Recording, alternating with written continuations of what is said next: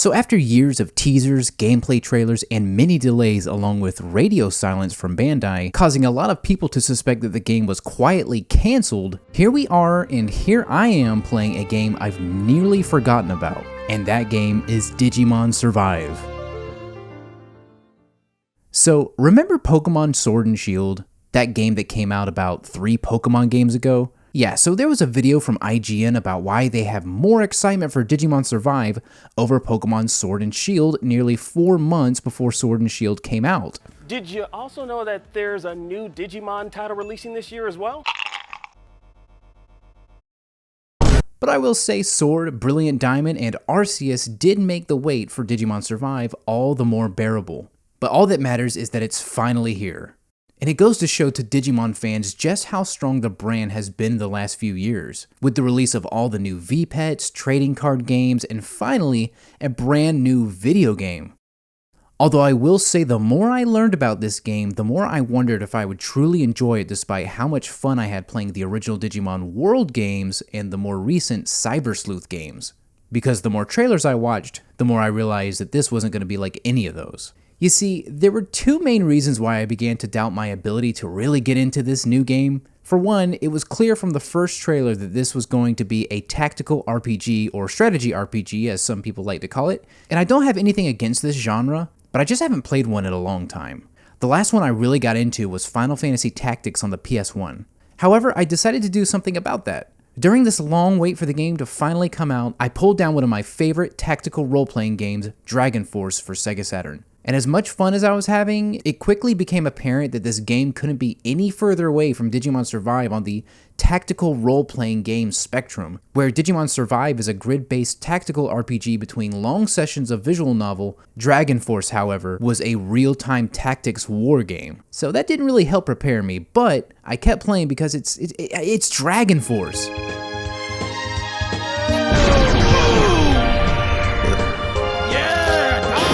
I'd also like to add that I should have tried one of my wife's many visual novels and tactical RPGs, to be honest.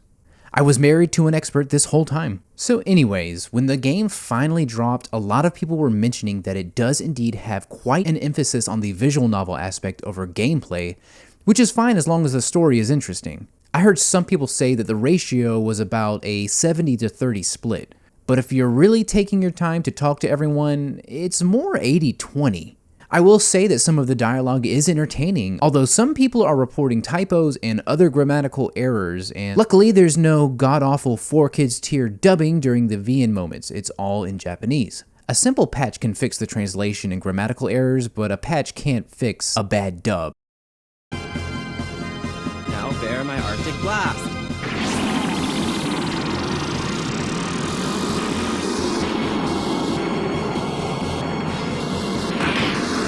So there you go. And I got to admit, I did enjoy some of the backgrounds to these long dialogue sessions, and I enjoyed looking at all the eye candy, including the Digimon in the background detail like this Meramon and Seadramon in this cave painting. And I also just noticed this Bakemon right after reviewing some of my gameplay footage.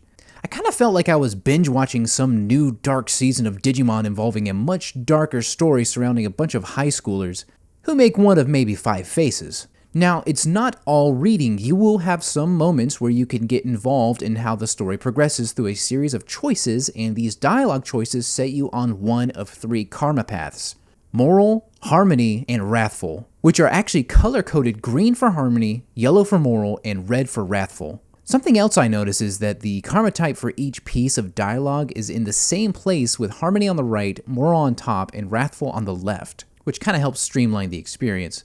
Every decision you make will take an effect on how the game progresses, so choose wisely, as you won't be able to back out of a decision unless you saved prior and feel like restarting.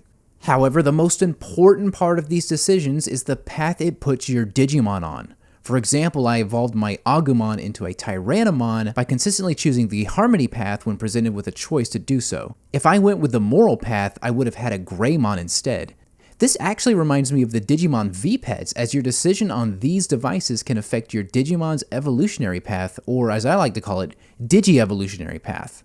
If that wasn't a word, it is now. Overall, I have definitely been enjoying my time with Digimon Survive, and this is just a video about my impressions of the game. rather than a full review, as I'm only about 5 hours into the game, but I feel like that's enough time to get an idea of the game flow, and I'm glad I pushed for 5 hours because if I dropped it at about 2 hours in, I would probably have a more negative impression on the game, as that's about how long it takes for it to get going and really open up. So if you like the gameplay of a good tactical RPG, then the first 3 hours will be a bit of a slog, as during that time, I think I only counted about a battle per hour. However, it would have been much less if I skipped the dialogue. But if you keep playing, you will be glad to know that the amount of battles does ramp up a bit, so definitely stick with it if you want more actual combat. I truly hate it when someone tells me that a game gets good after blank amount of hours, but honestly, that depends, as a game being good is subjective anyway. I will say that you do get a good idea of the game flow at about 3 or 4 hours in, so if your impressions by then are no good, then return it if you have the Steam version, I guess. Wait a minute. Okay, you have to have the gameplay under 2 hours. Huh. That would really suck if I wasn't having a good time. But for the rest of you... fucking sorry, Charlie.